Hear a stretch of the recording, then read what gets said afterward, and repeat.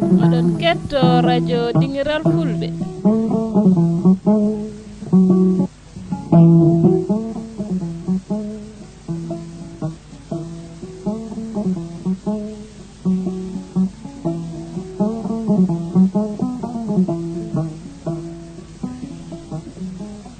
Assalamu alaikum bandiraɓe tedduɓe hettotoɓe min wawɓe heɗade min ñande kala kala ɗe yewtere min hande oɗo subaka min jewtanta ko bandiraɓe ha belto bandiraɓe sehilaɓe subaka hande ɓami hoddu ndu no haɗan noon ko masaba Amadou jeewte ko dimata holi karalla labɗo gonɗo e machine o ɓamtowo daaɗe mbawana hettade ko haala kondowo haale hoddu dow lurɗo ndi Souleymane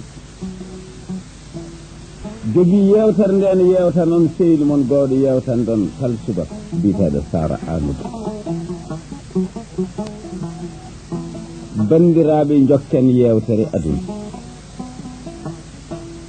e nder yewtere meɗen hande noon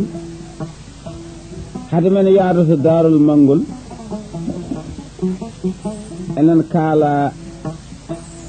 ko pular haalno aɗa andi pular fof nandiri yitere ɓuri muudu kon baɗin hamme Saydou ni wawa ɗum jabde yitere ɓuri muudu mataw waɗi ko nokku mum e fanno mum e bangi mum kono noon neɗɗo fertata guite kam en jogui kalis muɗum are goro wi yeeyam kilo walla kiloji ɗiɗi tibba hakke yitere ma mbiya foti e kiloji ɗiɗi radio Dingiral so yitere ɓuuri muuɗi ɗon jaɓtaki ma peese ƴetowo gawri so yitere ɓuuri muuɗi jaɓtama peese ceekowo baji so yitere ɓuuri muuɗu la buddu meete ndek noon yitere so ɓuuri muudu ko bangi ko wayno yitere ɓurdi muudu ko arde huɓere ganda nde ɗo yitere ma yii huɓere nde ɗo hoore wawa ɗum rondade e gueɗe baaɗe noon ko fecci ɗum waɗi jewteten ko yewtere sehilagal sehilaɓe ɗiɗo tabiɗɗe sehilagal hen goto wiyete ko Abdoullahi Ly goɗɗo wiyete ko Mamoudou Sow Allah haaji ɓe gona e sehilagal mabɓe mbayni ɓiɓɓe yummuni onon gandi gurɗo tagaɗo fof maaya sikkande fof nototo jomum ha Allah waɗi suhliɗo rutti nden ruttima hankadi gulali gulli kaari de sankima yimɓe ndiiri mayɗo wonti miskine labuddo mayɗo fewde ɗum fewni mayɗo mabɓe haaɓe gayni eɓe nawti genale to nden ubbama ha gasi yimɓe mbaɗi fidaw nduwima ha gayni heddimen koota Mamoudou Sow wi dal min o sehlam jiɗin ko wadde mantode mawdi timmudi beela saa e saa fof mbeɗa ara mbeɗa salmin sehlam omo juuro ɗum o yo addi leggal makko cettegal o addi hoore unugal ko feŋiri hakkilo way hellade ɗo feŋata ɗo hoore mayɗo ɗo ndeki wuttone daɗɗi bange wutti he tan ne daɗɗi tan o fawi hen leggal o wone feŋ o feŋi ɗum hawa yanana tiiɗi hendu liɓata cukalel dimbinta ittu heddi yomi briguet noon yo hoot tan wutti jaaɗi li wona ni kay enen kay kon sehilaɓe gonnoɗen kon koto adunto kono sa wi kam sa maayi ngal nawrani ɗum kay wawa wonde acci wuttan mbeɗa yaha o fooɗi wutta arani o wi denɗi a tinnata ko tinnorɗa sibi Allah wutta mo gacca ɗum min komi kotowo tawde an ka maayde min komi jahowo sehilagal men ko ɗo haadi kono sehilagal men kay mataw wona aduna ha laakar o o fooli witto ɓeydi siddo bippi o wi ana gaajata walla goongay ma min hay sa maayi wona min ƴamtata debbo ma wona min restat ɗum wona kadi aɗa anndi jawkal ngal gaccuɗa kal wona min ronata ɗum oto jaggam ɗo kay aɗa anndi kay leldatake e ngel gasgel faaɗi ngel en kejjata ɗo o bippi arani tan o diwri noon tan wutti feɗɗiti waɗi allewal tan o yooɓi dande Mamoudou dogir noon ha naati wuro tan wulli yimɓe jaɓɓi ɗum tan woyi heegi yo ko ɗum woni o ha ngama ɗum jaggimo nayti ceerno o yo ha nga kanko Souleymane kanko liido ko jinnoɗo jam faadum sabu ko waɗi noon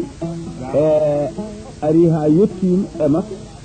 o ubbama o ari omo waɗan ɗum mantode pour ñalawma janggo so sohli ɗum ɗin tan nangge wutti makko wi accata nangge wutti fooɗi o nangge wutto fooɗi ɗiɓi fooɗi ndir wutto ñaagui ɗum yo acci sali ha wutti teeki kañumne feɗɗiti wutti dogi ari ɗum ɗo nangge wuttima oy wallahi yomi yir noon nelaɗo Allah no nangguire wuttam ni min kay limata jogorno ko yiminen ɗum fo yomin lel hankkadi so wona duuɗo tan yimɓe ndewe muɗum tan tawi ganaaɗe en ƴeewa tan no maayi ɗo nangguire wutti makko nder ha jotti tan tawi kanko waɗi leggal feŋe wutti makko ha timmi wonan Mamoudou Sow gacci ɗanni ha hande koye leydi he woni jaɓani hodde cuuɗi muɗumen ɓeyde tan hen eɗen jogui yewtere aɗa andi joddi meeɗi wadde tiiɗɗe hakkude labbo e cubballa sari o ronka yo taƴ ronka yo gas joni noon ko hakkude fullu e cubballa ɗo kam mataw ñaawde ɗum ne leeɓi cubballa goto Allah walli ɗum ne jogii esum esiraɗo hoɗi ko kale en jogii toon suku debbo goto mbo yiɗi o woni koye ƴamal kadi ko bandi ko o nani dande moƴƴere hoore lefol yalti yimmum suku debbo wiyeni yiɗum bamum suku debbo wiyeni yiɗum suku debbo ne yiɗani hoore mum jamma fof o ummata oga banggue o awƴa laana makko ha o yetto joofe tufde muɗumen o yaa dow o tawɗumen toon o yewtude ƴam makko ha nder jamma o jolte laana makko o hoota noon tan o heewi wadde jooɗi ha jamma goto o ɗacci ha o hirti tan o duñi laana o ari ha tufirnde o joofi o ɓenno fayi dow hanke e joom suudu makko fayi sahalla eɓe gone wadde ataye ɓe jewta belɗe hakkude neɗɗo e guiɗo mum oɗon ketto radio Dingiral Fulbe ari ha tawi laana ka ne yiiloɗo tacci ƴeewi laana ka tawi laana ne joofi ronki yiide awƴalla ronki yiide leggal ngal awɗima wi kaɗo laande mbeɗa andi tawata joomum waɗɗani ɗum noon yomi lelɗo ha joom laana ka ara mi ñaago ɗum sibi Allah beelen tacci men fulli jole laana leli suddi wiire ndeke ɗoygol ƴetti ɗum ɗaani kanko ummima toon kankone nder jamma he hankkadi mo joftoy omo wonde sehil makko woni duusam eɓe ngari haɗo tufili ɗo sehil makko wi tawde no wuli fatam hami looto sehil makko lowti ha ɓandu mum laaɓi suko debbo ƴetti conki muɗum wimbi joni nden mbaydiri hokkimo jungo kanko duñi laan ombo yaha o woni koye hoore suko debbo ngabbi faati cuuɗi muɗumen to nder falato no awƴiranno ni noon hakkino way weltade e ngoɗo duus e ngal ɗo cehilagal awƴal ngal arte awga laan tan wi kereng o tan fullo fini noon wone sudditade wiire suddino o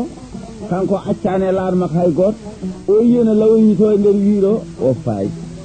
o ronki andude beela ko mbarodi maayi walla ko mbarodi dow walla ko jinni walla ko malayka wone wat fullo huuli laana wayrtino laana koye joni joni laana duñama anda duñde en fini noon ƴewde hol duñɗo laana kanko huli pullo giddir noon tan tawi kanko yooli hoore o maɓɓime ndiyam tan o lumbi o fatiti radio Dingiral Fulbe o ewni ƴamƴam makko yo fatmo pullo dariri noon e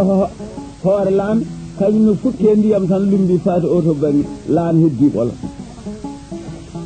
pullo yoɓima dande men wulɗen fay o to bangi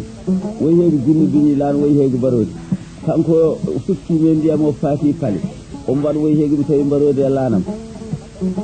ha o ƴeewir noon o reddire debbo laawol dogdu wirwirwirwiri haaɓe natir noon suudu kamɓe fof ɓe keɓi nder suudu tan ubbude jooɗi ɗon ha weeti pullo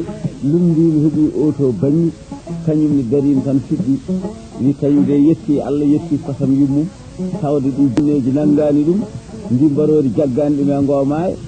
pulle ne duwo o to baŋngi kanko mo duwo oga baŋngi joni noon yimɓe heewɓe mbaɗi ɗum no annammo jeddini ƴeewde oɗo gorko cubballa e oɗo gorko pullo holi hen ɗum ɗo hildereede paamon pullo kam ne andi joli koye laana janan so jengi so jenggani ma jomum aran laana mum kanko ne omo andi laana makko ka kanko jeeyi ɗum o accani hen hay goto o ari goɗɗum o tawi laan e nder laana o labtindaki o anda ko neɗɗo o anda ko jinne o anda ko mbarodi o anda hay hunde dille wiiri tan kulol jaggima ɗum noon en ƴeewate maɓɓe hole maɓɓe ɓurɗo fuldureede pulaar meeɗi wiide fuldureede ko wasde miijade janggo aɗa andi so neɗɗo ƴetti lebbi walla ƴetti fetel tan a dogi miijiɗa tan kene fella yani e reedu ma maaya a miijaki ene wooka a miijaki kural ngal ne manka a miijaki fetelode mocca a miijaki hay hunde miijiɗa tan ko kural so yalti koye reedu fayi oɗon ketto radio Dingiral Fulbe wona golle